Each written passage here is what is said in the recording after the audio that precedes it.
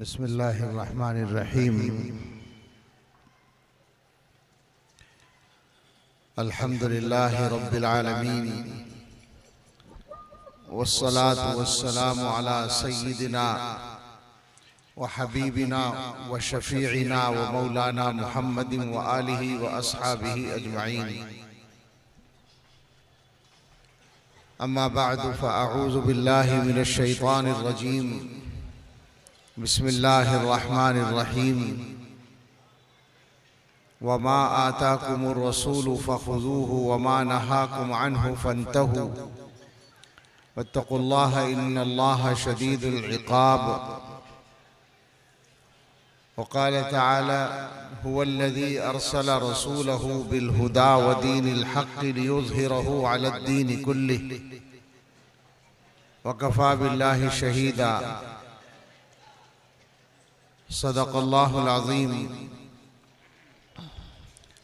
अनिल अब्बास इब्न अब्दुल मुत्तलिब रज़ियल्लाहु तआला अन्हु क़ाल क़ाल रसूलुल्लाहि सल्लल्लाहु अलैहि वसल्लम ज़ाक़त अमल ईमान मन रज़िया बिल्लाहि रब्बन व बिल इस्लामी दीनन व बि मुहम्मदिर रसूला औ कमा क़ाल अलैहि सलातु वस्सलाम। वक़ाल सल्लल्लाहु अलैहि वसल्लम ला यज़ालुल्लाहु यग़रिसु फ़ी हाज़ा-द्दीनि ग़रसन यस्तअमिलुहुम फ़ी ताअतिहि औ कमा क़ाल अलैहि सलातु वस्सलाम। अल्लाहुम्मा सल्लि अला सय्यिदिना मुहम्मद व आलिहि व अस्हाबिहि व बारिक व सल्लिम। अल्लाहुम्मा सल्लि अला सय्यिदिना मुहम्मदिन व अला आलि सय्यिदिना मुहम्मदिन व बारिक व सल्लिम। अल्लाहुम्मा सल्लि अला सय्यिदिना मुहम्मदिन व अला आलि सय्यिदिना मुहम्मदिन व बारिक व सल्लिम। अल्लाह ताला का शुक्र अदा करते हैं कि इस मोतबर और मेयारी इदारे के इस अज़ीमुश्शान प्रोग्राम में हाज़िरी की सआदत हासिल हुई और यहाँ पहुँचकर मोतबर और मुवक्कर उलमाए किराम की ज़ियारत और मुलाकात की सआदत भी मिली। ख़ास तौर से इस इलाके की मारूफ तरीन शख्सियत और पूरे मुल्क में पहचानी जाने वाली शख्सियत हज़रत मौलाना मुफ्ती इस्माइल साहब कासमी दामत बरकातुहुम रुकन शूरा दारुल उलूम देवबंद और यहाँ के सबसे कदीम इदारे के शेखुल हदीस और ज़िम्मेदार हज़रत मौलाना मुख्तार साहब दामत बरकातुहुम और दीगर उलमाए किराम, ख़ुद इस मदरसे के ज़िम्मेदार मोहतरम जनाब मौलाना मुफ्ती मसूद साहब दामत बरकातुहुम के साथ कल शाम से रतलाम पहुँच गए थे। उस वक्त से रहने का मौका मिला और इनकी शख्सियत का बहुत अच्छा असर दिल पर महसूस हुआ। मदरसे के जलसे में दीन की कोई भी बात आदमी कर ले तो काम चल जाएगा। हालात का तकाज़ा ये है कि हम मुसलमान अपने आप को ठीक करने और बदलने की बातें करें। मसला ये है कि अल्लाह ताला की तरफ से मुसलमानों के पास एक नेमत है, वो नेमत भी है और अमानत भी है। वो है हिदायत की नेमत। अल्लाह ने हिदायत दी है। अल्लाह ने अपने हबीब सल्लल्लाहु ताला अलैहि वसल्लम के ज़रिए अपनी वही अता की है, अपना कलाम दिया है और उसी के साथ साथ हुजूर अलैहिस्सलातु वस्सलाम की हदीस और आपकी सुन्नत दी है। इस तरह से दुनिया में जीने का सबसे शानदार और ख़ूबसूरत तरीक़ा अल्लाह ताला ने ईमान वालों को अता किया है। उसके साथ साथ मामलात को, मुआशरे को ठीक करने के लिए और ठीक रखने के लिए, अल्लाह के बंदों के साथ अच्छी ज़िंदगी गुजारने के लिए, अपनी ज़िंदगी अच्छी बनाने के लिए, दुनिया के माहौल को अच्छा बनाने के लिए, दुनिया में अमन कायम करने के लिए, दुनिया से जुल्म ख़त्म करने के लिए अल्लाह रब्बुल इज़्ज़त ने मुसलमानों को उसूल और कानून भी दिए, रहनुमाई भी दी, अहकाम भी दिए। इन सब का ये तकाज़ा है कि हम मुसलमान ऐसी ज़िंदगी गुजार कर दिखाएं जो कुरान और हदीस के मुताबिक हो, और फिर वो ज़िंदगी दूसरों के लिए नमूना बने। इसमें कोई शक की गुंजाइश ही नहीं है कि अमली एतबार से भी इस नमूना सबसे कामिल और मुकम्मल नमूना, सबसे शानदार और जानदार नमूना, सबसे ताकतवर नमूना, सबसे खूबसूरत नमूना सय्यदुल अव्वलीन वल आखिरीन रहमतुल लिल आलमीन हज़रत मुहम्मदुर रसूलुल्लाह सल्लल्लाहु ताला अलैहि वसल्लम की शक्ल में मुसलमानों के पास है। लेकिन परेशानी की बात यह है कि हम लोग इस वक्त जहाँ खड़े हैं, जिस तरह की ज़िंदगी गुजार रहे हैं, ऐसा लगता है कि यूं कहने में कोई हरज नहीं कि ये ज़िंदगी कहलाने के लायक नहीं है। तारीख़ में रसूल अकरम सल्लल्लाहु ताला अलैहि वसल्लम के ज़माने में, हज़रात सहाबा रज़ियल्लाहु अन्हुम के ज़माने में जो सूरत हाल थी या ईमान वालों की जो पोजीशन थी, वो तो एक बिल्कुल अलग मिसाल है। लेकिन हुजूर अलैहिस्सलातु वस्सलाम के बाद तकरीबन 1900 बरस तक भी जो शान रही है, उसका कोई मुकाबला दुनिया की अक़वाम के पास नहीं था। मगर आज की सूरत हाल ये है कि मुसलमानों की आबादी अपनी तारीख़ में सबसे ज़्यादा है तकरीबन, और ज़ाहिरी असबाब व वसाइल भी ठीक ठाक हैं। अगर आप मुस्लिम ममालिक के मुसलमानों के हालात का जायज़ा लें, अगर आप मुस्लिम हुकूमतों के पास जो अल्लाह की दी हुई दौलतें हैं, वसाइल हैं, और उन वसाइल के ज़रिए जो असबाब उन्होंने हासिल भी कर रखे हैं, उनका अगर आपको अंदाज़ा हो तो आप यकीन कर लेंगे कि असबाब व वसाइल के एतबार से कोई कमी ऐसी नहीं है जो काबिल ज़िक्र हो। और तादाद की तो बात ही ख़त्म है।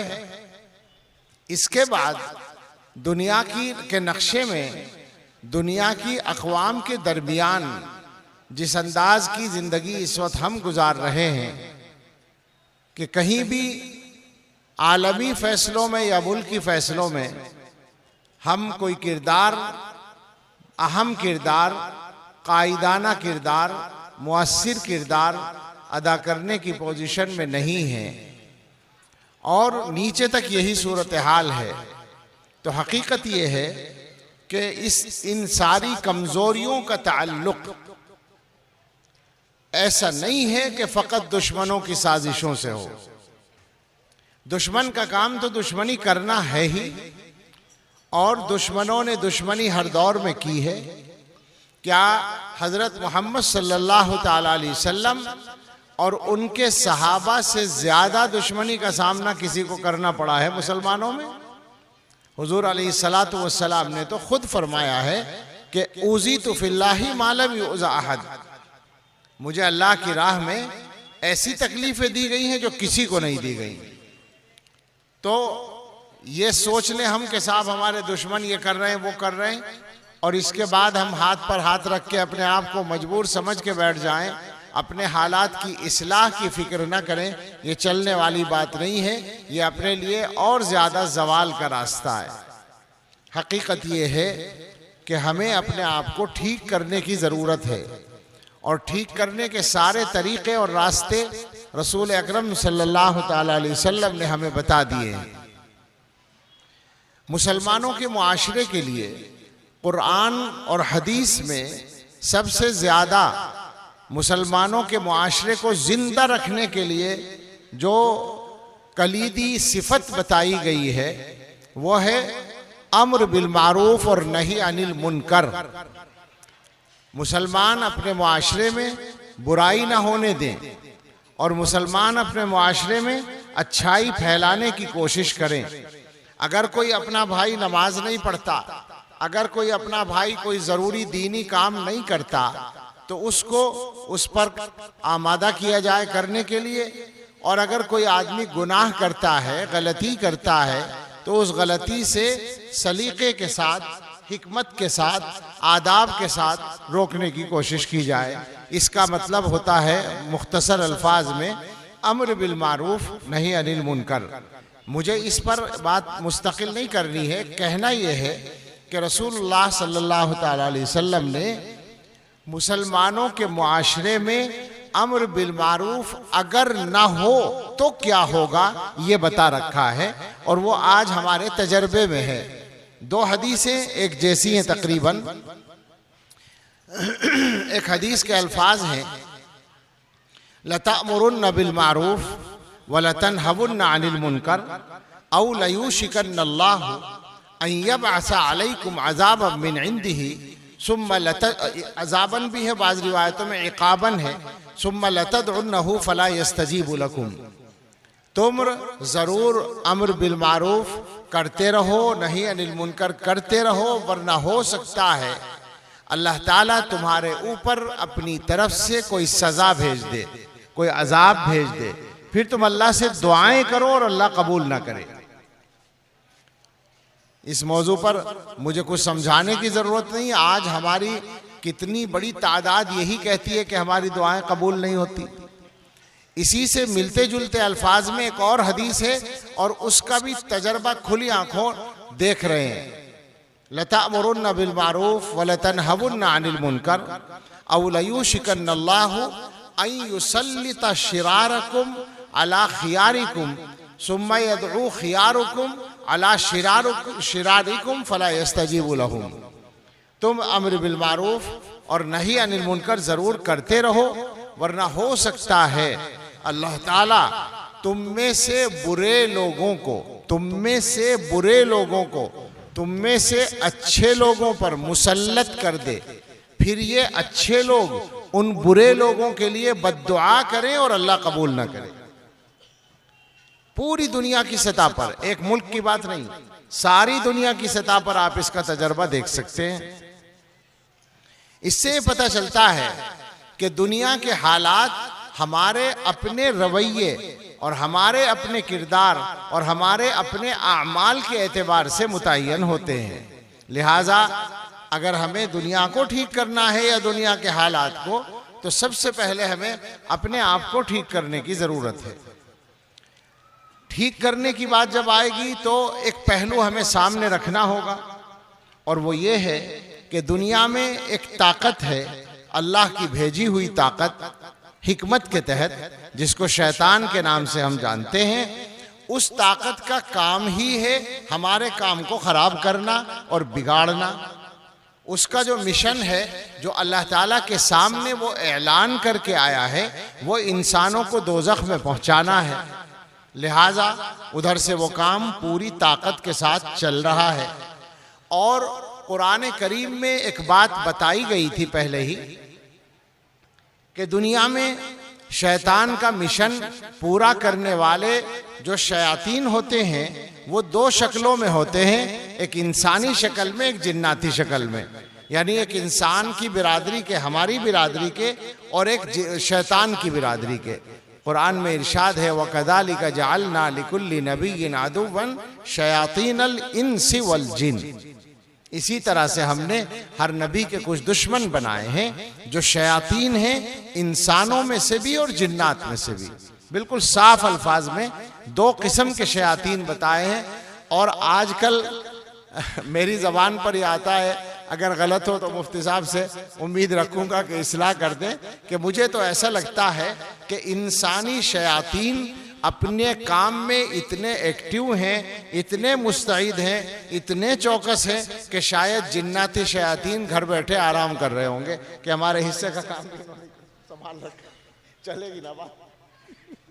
आजकल ऐसे ही महसूस होता है कि ये दुनिया के अंदर शैतान का मिशन पूरा करने वाले जो हमारी बिरादरी के लोग हैं वो इतने मजबूत हो गए हैं, इतने मुस्तैद हो गए हैं। आप जरा सा इसका बिल्कुल हल्का सा, मुझे मालूमात ज्यादा नहीं है, बहुत महदूद मुताला है, जरा सा जायजा ले लें कि दुनिया में आज इंटरनेट के जरिए से जो बुराइयां फैलाई जा रही हैं उनका अगर आप 2 मिनट में भी जायजा लेंगे तो पता चलेगा कि फसादुन कबीर और फसादुन अजीम है। सबसे पहला मसला है ईमान पर हमला। सारी दुनिया में इस पर मुसलसल काम हो रहा है। इस्लाम को निशाना बनाया जाता है और इस्लाम के अहकाम को डिबेट्स का मौजू बनाया जाता है। उन पर गुफ्तगू करने के लिए आधी अधूरी बातें, मुबाहसे होते हैं और आम आदमी को जो या तो मुसलमान ही नहीं है और जो मुसलमान नहीं उसे बेचारे को इस्लाम का क्या पता होगा, या मुसलमान तो है मगर मुसलमानों में भी बड़ी तादाद वही है जो इस्लामी अहकाम की पूरी मानवीयत और गहराई से वाकिफ नहीं है। उन सब को नुकसान हो जाता है, उन सब के दिलों में ईमान कमजोर पड़ जाता है। आज के हालात ऐसे हैं, मैं अपने ज़ाती तजर्बे की रोशनी में कह सकता हूं कि अगर आपके सामने 100 आदमियों का भी मजमा हो और उसमें आप टटोलें तो 10 नौजवान ऐसे मिल जाएंगे जिनके दिमागों में शक का कीड़ा काम कर रहा होगा। ईमान के बारे में, अल्लाह के बारे में, मजहब के बारे में, कुरान के बारे में। मैं तो नहीं जानता कि दुनिया में अंग्रेजी ज़बान में क्या क्या हो रहा है, चूँकि मैं उससे वाकिफ़ नहीं, उर्दू या अरबी से वाकिफ़ हूँ। तो आपको मैं बताऊँ कि अरबी जो मुसलमानों की ज़बान, जो इस्लाम की ज़बान, जो कुरान की ज़बान, जो मुसलमानों के 20-30 मुल्कों की सरकारी ज़बान, उस ज़बान में इस्लाम के ख़िलाफ़ इल्हाद फैलाने के लिए और इस्लाम के अहकाम को मशकूक करने के लिए, कुरान को मशकूक करने के लिए, हज़रत मोहम्मद सल्लल्लाहु अलैहि वसल्लम की शख्सियत को मजरूह करने के लिए ऐसे ऐसे ख़तरनाक काम हो रहे हैं कि कानों पे हाथ रख ले आदमी देखकर। चंद साल पहले हमने देखा कि यूट्यूब पर एक सीरीज चल रही है, एक सिलसिला था हलकात का जिसका नाम था सुआलुन जरी। अब भी आप देख सकते हैं जाकर, सुआलुन जरी लिखें अरबी में तो आपके सामने आ जाएगा। वो एक आदमी था, मैं नहीं जानता वो अब जिंदा है या जहन्नम रसीद हो गया, अल अख रशीद, बिरादर रशीद। वो गैर रशीद था, रशीद नहीं था। वो एक मुसलमान का बेटा था और मुर्तद हो गया था, ईसाई बन गया था। और उसने ये मिशन बनाया था कि वो इस्लाम और ईमान और कुरान के खिलाफ बाकायदा किताबें सामने रखकर सीरीज तैयार करता था, हल्के तैयार, क्या कहेंगे उसको, एक दिन की उसको एपिसोड तैयार करता था। मैंने जब देखा तो 535 एपिसोड उस पर पड़े हुए थे यूट्यूब पर, 535 हलकात, 1 घंटे का लगभग हर एपिसोड था। और आप अंदाजा करें कितने खतरनाक थे वो। मसलन हलिल कुरान कलामुल्लाह, ये एक उन्वान है, क्या कुरान अल्लाह का कलाम है?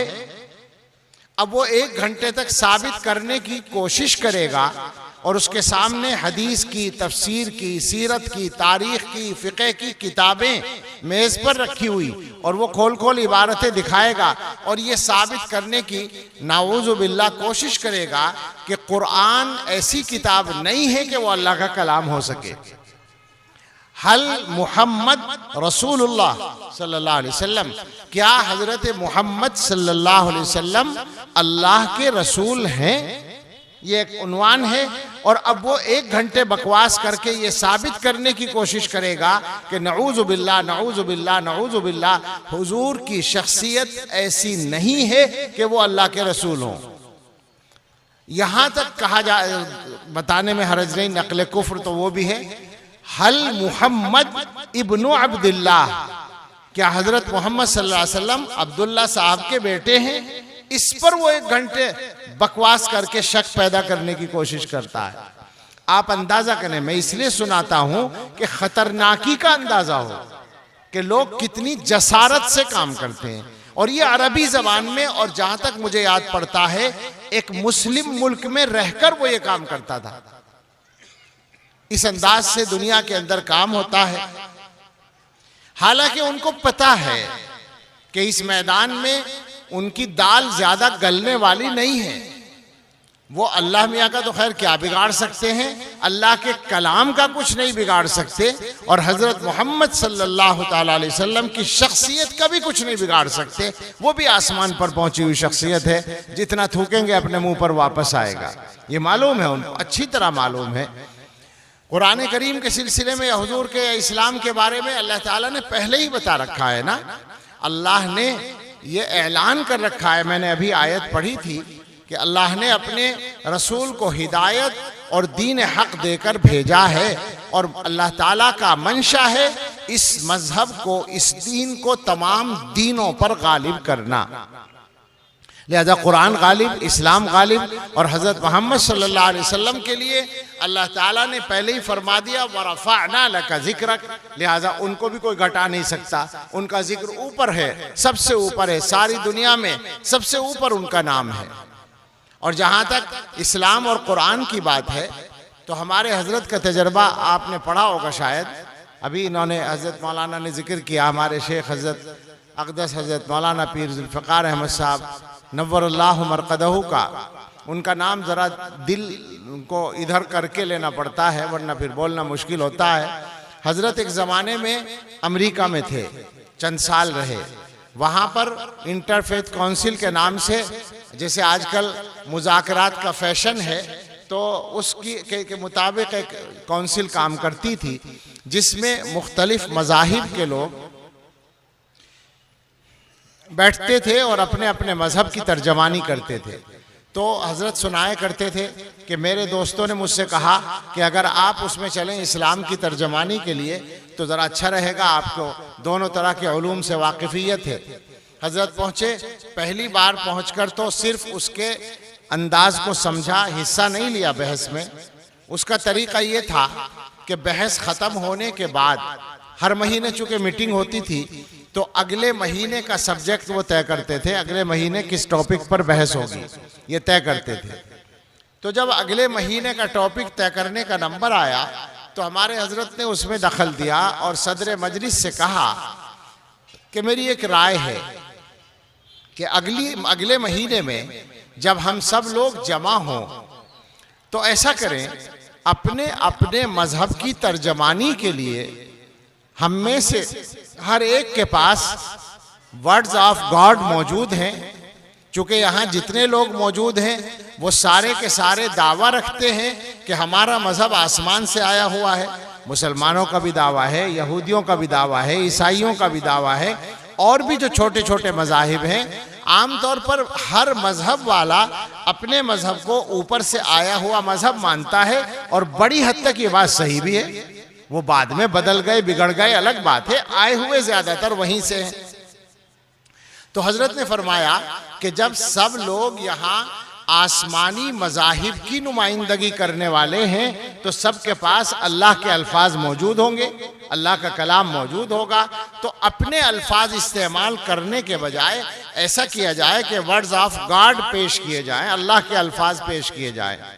वो कहने लगे भाई ये बहुत अच्छी तजवीज़ है, मान लिया फौरन उन्होंने। अगला महीना आया तो सदर मजलिस ने कहा कि आप शुरू करें, चूंकि आप ही ने ये तजवीज़ दी थी। तो हजरत ने सूरह फातिहा की तिलावत की और उसका तर्जमा किया और तफसीर बयान कर दी।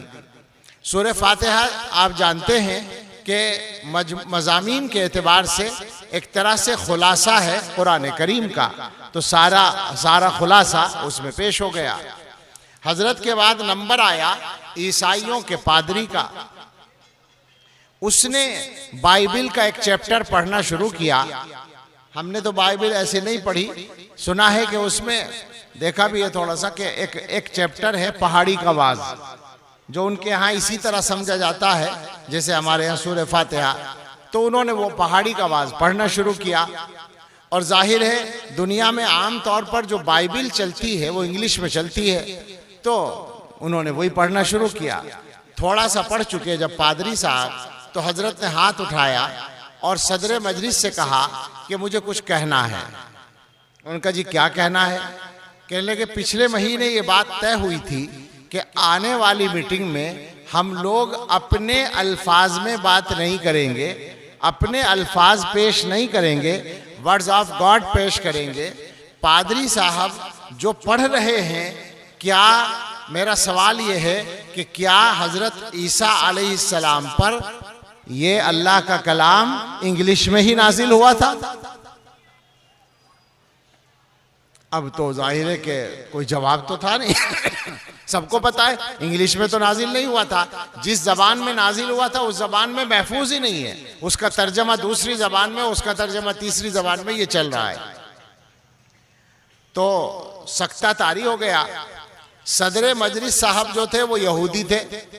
उन्होंने सोचा कि अब मेरी गर्दन नपेगी इसके बाद, लिहाजा उन्होंने समझदारी का सबूत दिया और हाथ उठाकर कहा कि हम इस मरहले पर ये इकरार करते हैं और हमें ये मान लेना चाहिए कि दुनिया में अगर कोई कौम ये दावा कर सकती है कि उसके पास वर्ड्स ऑफ गॉड महफूज हैं, तो वो फ़कत मुसलमान दावा कर सकते हैं जिनके पास कुरान की शक्ल में अल्लाह के अल्फाज मौजूद हैं।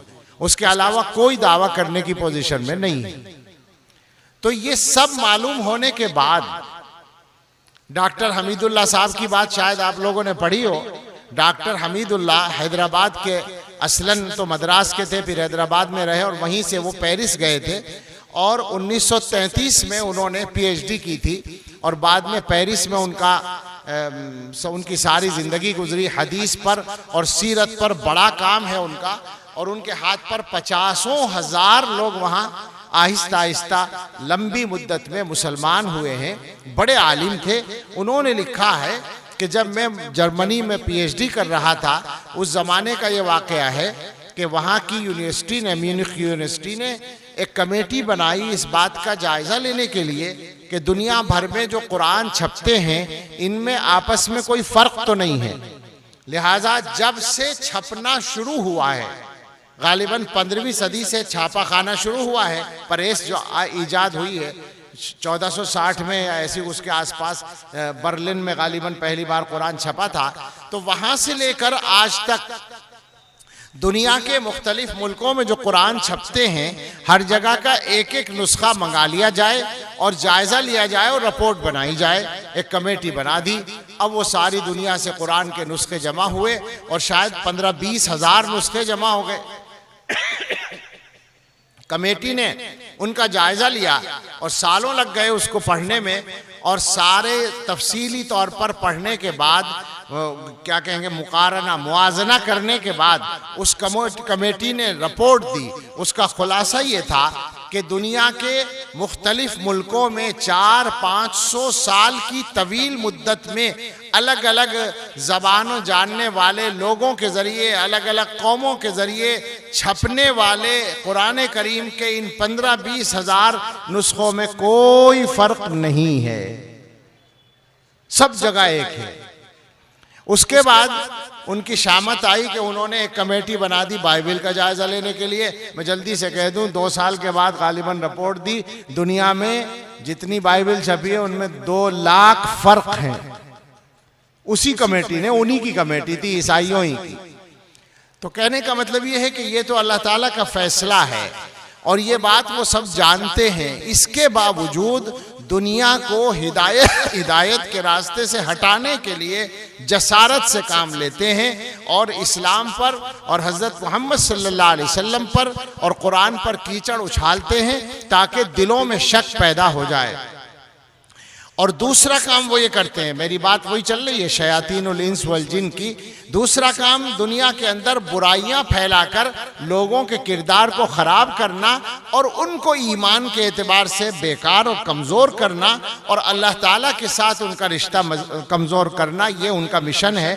इसका जायज़ा लेने की तो ज़रूरत ही नहीं है। आज हर आदमी उस मुसीबत में मुब्तला है जो मोबाइल की शक्ल में उसकी जेब में रखी हुई है और वो गंदगियाँ इरादा बेइरादा उसके सामने आती रहती हैं। नौजवानों का हाल ये है कि जो नौजवान नेक हैं, दीनदार हैं, वो परेशान हैं कि हम बचें कैसे मुसीबतों से, हम बचें कैसे बुराइयों से, वो परेशान हैं और गुनाहों में मुब्तला हैं। तो ये सारी दुनिया में आप गौर करेंगे, मुझे अब बहुत दिनों से मैंने सही तहकीक नहीं की, लेकिन कई साल पहले देखा था, तो गंदी फिल्में अपलोड करने वाली जो साइट्स हैं वही दुनिया में 1 लाख से ज्यादा थी।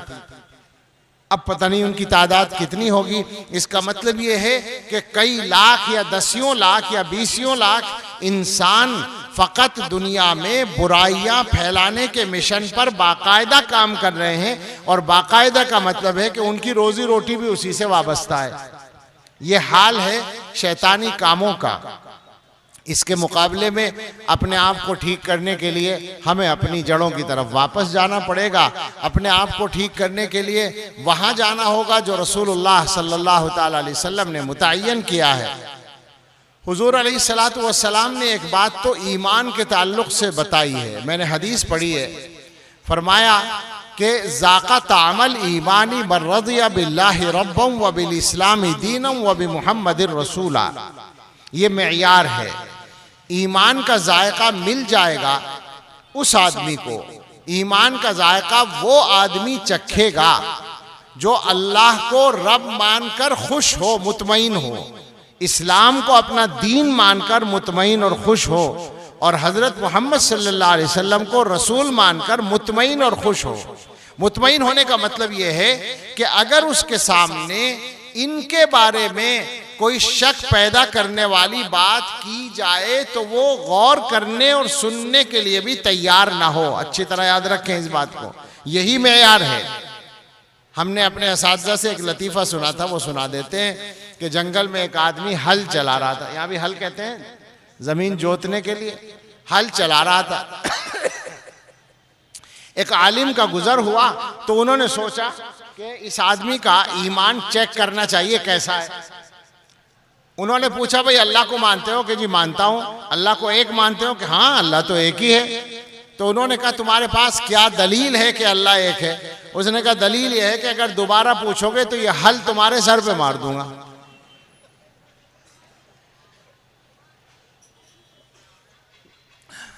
बज़ाहिर मजाक है, लतीफ़ा है, मगर सच्चाई यह है यही वाला ईमान चाहिए। ये नहीं कि एक जवान से कोई आदमी पकड़ के बैठ जाए, किसी आदमी जवान को, और उससे कहे तुम अल्लाह को मानते हो? कि हाँ मानता हूँ। देखा है कभी अल्लाह को? नहीं देखा तो नहीं। फिर कैसे मानते हो? अब आप चुप होकर बैठ गए, अब आप सोचने लगे। इसका मतलब ये है उस हल वाले जैसा ईमान नहीं है। आप कहिए मैंने नहीं देखा, मगर क्या मैं सारी दुनिया में सारी चीज़ों को देखकर ही मानता हूँ? सबसे ज्यादा मैं अपनी अकल को मानता हूं, मैंने तो आज तक अकल को नहीं देखा। और अल्लाह को तो हमने कदम कदम पर देखा है। अल्लाह दुनिया भर में उसके शवाहिद नजर आते हैं। गुलिस्तान में जाकर हर एक गुल को देखा, तेरी ही सी रंगत तेरी ही सी बू है। गुलिस्तान में जाकर हर एक गुल को देखा, न तेरी सी रंगत न तेरी सी बू है, बेमिसाल है। तो ये वाला ईमान चाहिए, इत्मीनान पूरा। इस्लाम मेरा मजहब है तो मुझे पूरा इत्मीनान है कि उसके अलावा कोई मजहब इख्तियार करने के लायक नहीं है। हजरत मोहम्मद सल्लल्लाहु अलैहि वसल्लम को मैं रसूल मानता हूँ तो मेरा ये अकीदा है, ये ईमान है कि उनके अलावा कोई उसवा और नमूना बनाने के लायक नहीं है। ईमान के मामले में ये मेयार है। और आमाल की बात तो आप जानते ही हैं कि गुनाहों को ख़त्म करना और मुआशरे से बुराइयों को दूर करना, अपने आप को ठीक करना और इंसानों के साथ ख़ास तौर से अच्छा बर्ताव करना। मुझे एक हदीस याद आती है जो मैं आम तौर से 2 साल हो गए हैं अक्सर जगहों पर सुनाता हूँ। जहाँ पहली बार जाना हो वहाँ ज़रूर सुना देता हूँ। उससे भी थोड़ा सा कुछ चीज़ों को समझने में मदद मिलती है। अल्लाह की शान का कुछ अंदाज़ा होता है और अपनी औकात का कुछ एहसास होता है। मुस्लिम शरीफ की हदीस है, बिल्कुल सही हदीस है, और वो उन अहादीस में से है जिनमें अल्लाह ताला अपने बंदों से खुद मुखातब होते हैं। हज़रत अबू ज़र ग़िफ़ारी रज़ी अल्लाह अन्हु की रिवायत है, वो नकल करते हैं रसूलुल्लाह सल्लल्लाहु ताला अलैहि वसल्लम से और हुजूर नकल करते हैं अल्लाह ताला से। अल्लाह ताला फरमाते हैं, या इबादी, ए मेरे बंदो, इन्नी हर्रमतु ज़ुल्म अला नफ्सी वजअलतुहु बैनकुम मुहर्रमन फला तज़ालमू। ए मेरे बंदो, मैंने अपने ऊपर जुल्म हराम कर रखा है, यानी मैं जुल्म नहीं करता। इन्नल्लाह ला यज़लिमु मिस्क़ाल ज़र्रा। हालांकि अल्लाह ताला कुछ भी करें वो जुल्म नहीं होगा, लेकिन इंसानों को जो जुल्म लगेगा वो भी अल्लाह मियां नहीं करते। फरमाते हैं, वजअलतुहु बैनकुम मुहर्रमन, मैंने तुम्हारे आपस में भी जुल्म को हराम किया है। फला तज़ालमू, तो एक दूसरे पर जुल्म ना करो। अब ये इतना सा जुमला है, इसकी तशरीह अगर माहौल के एतबार से की जाए और उंगली रखकर बताया जाए कि हम लोग किस किस तरीके से जुल्म करते हैं एक दूसरे पर। जुल्म खाली हाकिम ही नहीं करता, जुल्म हर घर में हो रहा है, जुल्म हर मुआशरे में हो रहा है, जुल्म हर इदारे में हो रहा है। कौन सी जगह खाली है जुल्म से? आसान बात यूं समझ लें, जो अपने लिए चाहते हो वो दूसरे के लिए नहीं चाहते, यही जुल्म है। और हम सब का ये हाल है तकरीबन। हम में बहुत कम लोग बचे हुए हैं जिन पर अल्लाह की खास रहमत है, वरना आम मिजाज ये है कि हम दूसरे के साथ वो बर्ताव नहीं करते जो अपने लिए चाहते हैं। इसका नाम भी जुल्म है। बेशुमार सूरतें हैं जुल्म की, जिनकी तफसील में जाने का मौका नहीं, मैं चाहता हूँ ये हदीस पूरी नकल हो जाए। आगे फरमाया, या इबादी कुल्लुकुम ज़ाल्लुन इल्ला मन हदैतुहु फस्तहदूनी अहदिकुम। ए मेरे बंदो, तुम में से हर एक गुमराह है सिवाय उसके जिसे मैं हिदायत दूं, तो मुझसे हिदायत मांगो, मैं तुम्हें हिदायत दूंगा। या इबादी कुल्लुकुम जाइउन इल्ला मन अतअमतुहु फस्ततइमूनी उतइमकुम। ए मेरे बंदो, तुम में से हर एक भूखा है सिवाय उसके जिसे मैं खिलाऊं, मुझसे मांगो मैं खिलाऊंगा। या इबादी कुल्लुकुम आरिन इल्ला मन कसौतुहु फस्तक्सूनी अक्सुकुम। ए मेरे बंदो, तुम में से हर एक बेलिबास है सिवाय उसके जिसे लिबास मैं पहनाऊं, मुझसे लिबास मांगो मैं तुम्हें लिबास पहनाऊंगा। या इबादी इन्नकुम तुख्तिऊन बिल्लैलि वन्नहार व अना अगफिरु ज़ुनूब जमीअन फस्तगफिरूनी अगफिर लकुम। ए मेरे बंदो, तुम दिन और रात गुनाह करते हो और मैं सारे गुनाह माफ करता हूँ, मगफिरत करता हूँ, मुझसे मगफिरत मांगो मैं मगफिरत करूँगा। उसके बाद फरमाया, या इबादी लव अन्न अव्वलकुम व आखिरकुम व इंसकुम व जिन्नकुम कानू अला अत्का क़ल्बि रजुलिन वाहिदिन मिनकुम मा ज़ादा ज़ालिका फी मुल्की शैयन। ए मेरे बंदो, अगर तुम्हारे शुरू से लेकर आखिर तक के तमाम लोग, तमाम इंसान और तमाम जिन्नात सब के सब तुम में सबसे बड़े मुत्तकी आदमी के दिल की तरह हो जाएं। मुहद्दिसीन कहते हैं जैसे सब के सब हजरत मोहम्मद सल्लल्लाहु अलैहि वसल्लम की तरह बन जाएं, सारी दुनिया के लोग अल्लाह के इतने शानदार बंदे बन जाएं जैसे पैगंबर, तो अल्लाह ताला फरमाते हैं मेरी बादशाहत में कोई बढ़ोतरी नहीं होगी, कोई इजाफा नहीं होगा, मैं बड़ा पहले ही से हूं, उतना ही बड़ा हूं। और अगर ये सारे के सारे कानू अला अफजरी क़ल्बि रजुलिन मिनकुम, तुम में सबसे बड़े नाफरमान की तरह बन जाएं, जैसे शैतान बन जाएं, सारे लोग शैतान बन जाएं, सब इब्लीस बन जाएं, अल्लाह के बागी हो जाएं, अल्लाह की फरमाबरदारी सब छोड़ दें। फरमाते हैं मा नक़स ज़ालिका मिन मुल्की शैअन, मेरी बादशाहत में कोई कमी नहीं आएगी, मेरी सेहत में कोई फर्क नहीं पड़ेगा, कुछ कोई शान नहीं घटेगी। और उसके बाद फरमाया, या इबादी लव अन्न अव्वलकुम व आखिरकुम व इंसकुम व जिन्नकुम कामू फी सईदिन वाहिद, सारे के सारे लोग एक मैदान में जमा हो जाएं, खरबों इंसान, फसअलूनी, और वो मुझसे मांगे जिसको जो चाहिए, फअअतैतु कुल्ल वाहिदिन मसअलतहु, और जो भी आदमी जो मांगे मैं उसको दे दूं। तो क्या ख्याल है तुम्हारा? मेरा आधा खजाना खर्च हो जाएगा, चौथाई खर्च हो जाएगा, 10वां हिस्सा, 100वां हिस्सा, 1000वां हिस्सा, लाखवां हिस्सा? फरमाया मा नक़सा ज़ालिका मिम्मा इंदी इल्ला कमा यनक़ुसुल मिख़यतु इज़ा उदख़िलल बहर।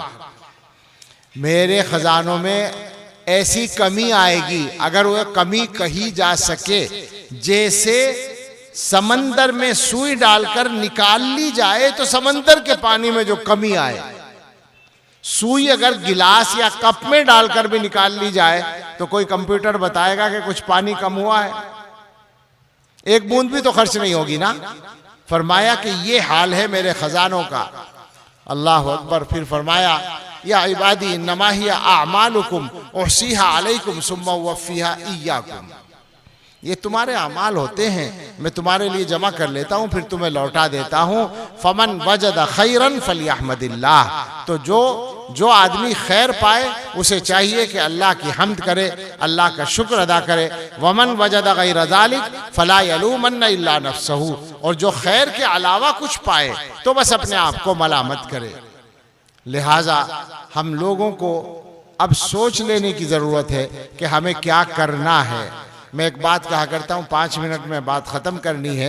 एक बात कहता हूँ कि बहुत सारे करने के काम हम नहीं कर पा रहे। समझिएगा ज़रा बात को। क्यों नहीं कर पा रहे? इसलिए कि बहुत सारे ना करने के काम हम कर रहे हैं, तो हमारा वक्त उनमें लग रहा है। मिसाल के तौर पर आपस में लड़ने में खासा वक्त सर्फ होता है, इख्तिलाफ करने में अच्छा खासा वक्त लगता है ना, लड़ना ही पड़ता, क्या करें। हमारे यहाँ घर में लतीफ़ा हुआ था कि एक अस्पताल में हमारी भतीजी छोटी सी थी और वहाँ जो है यानी विलादत हुई थी, तो वहाँ एक बच्चा पहले से मौजूद था। दूसरे बच्चे को घर से ले जाने लगे तो वो उसकी और उसकी लड़ाई होती थी, जो पहले से अस्पताल में था और जो आ रहा था। तो वो आने वाला बच्चा कहने लगा कि वो भी है क्या वहाँ अस्पताल में? कि हाँ वो भी है। कहने लगा अब अस्पताल में लड़ना पड़ेगा। तो ये मेरे घर का किस्सा है, मैं सुनाना इसलिए चाहता हूँ। हम सबका यही हाल है कि अगर मदरसे में हैं तो मदरसे में लड़ना पड़ेगा हमें, अगर हम तबलीग में हैं तो तबलीग में लड़ना पड़ेगा, अगर हम खानका में हैं तो हमें खानका में लड़ना पड़ेगा, मस्जिद में हैं तो मस्जिद में लड़ना पड़ेगा। बताइए लड़ना पड़ता है या नहीं आजकल हम लोगों को? हम बेचारे मजबूर हैं लड़ने पर, इसलिए कि हम में से हर एक ने तय कर रखा है कि बर्दाश्त नहीं करना। हम में से हर एक ने तय कर रखा है दूसरे की इज्जत पे राजी नहीं होना। हम में से हर एक ने तय कर रखा है कि खैर का काम अगर किसी दूसरे के हाथ से हो रहा है तो उसको रोक देना है, अपने हाथ में ले लेना है। ये सब जरूरी है ना, हमारी ड्यूटी है। माफ कीजिएगा, तकलीफ में कहते हैं ऐसी बात, बेड़ा गर्क कर रखा है इस मुसीबत में। अल्लाह किसी को नेमत दे, हम राजी नहीं। भाई तुम होते कौन हो? अल्लाह किसी को इज्जत दे, हम राजी नहीं। अल्लाह किसी को माल दे, हम राजी नहीं। अल्लाह किसी से कोई काम ले ले, हम राजी नहीं। अजीब बात है। हमारी हैसियत क्या है आखिर? अपनी औकात में हमें रहना चाहिए और ठीक करना चाहिए अपने मामलात को। इख्तिलाफ हो सकता है, मैं मालूम है, लेकिन लड़ाई होना कोई जरूरी नहीं है। क्या मुसीबत है आखिर ये कि हमारा कोई मसला लड़ाई के बगैर नहीं रहता। कोई मदरसा अच्छा चलना शुरू हो जाए उसे तकसीम होना ही होना है। तबलीग का काम उरूज पे पहुंचा था, तकसीम कर दिया गया। जिसने किया या किसने किया वो बहस अलग है, लेकिन हमने ही तो किया ना। किसी मस्जिद में इमाम अच्छा रहने लगता है, कुछ लोगों को परेशानी हो जाती है, इमाम साहब बहुत पुराने हो गए, बदलवाओ इनको। जरा सी कोई कमी निकाल के इमाम साहब की छुट्टी कर दी जाती है। कोई मामला हमारा ठीक नहीं है। हम अपने मामलात को खराब करने के खुद जिम्मेदार हैं। सच्ची बात यह है, मैं ये भी कहा करता हूं कि हमें बर्बाद करने के लिए आरएसएस वगैरह को परेशानों की जरूरत नहीं, हम खुद ही काफी हैं। हाँ सही बात है, हम लोग खुद काफी हैं। और जनाब अगर हम ठीक हो जाएं तो दुनिया की कोई ताकत हमें परेशान नहीं कर सकती। याद रखें, तय करके जाएं, यहां से अपना काम सही करेंगे, दूसरे के सही काम में रुकावट नहीं डालेंगे, एक दूसरे का ताउन करेंगे, एक दूसरे की इज्जत और नेमत पर खुश होंगे, अपनी जिंदगी सही करेंगे, अपने घर को और अपने मुआशरे को जुल्म से पाक करने की कोशिश करेंगे, अपने ईमान की और अपने बच्चों के ईमान की हिफाजत के लिए मेहनत करेंगे, अनथक मेहनत करेंगे। अल्लाह हम सबको तौफीक दे और इस इदारे की हिफाजत फरमाए। आमीन। व आखिरु दावाना अनिल हम्दुलिल्लाहि रब्बिल आलमीन।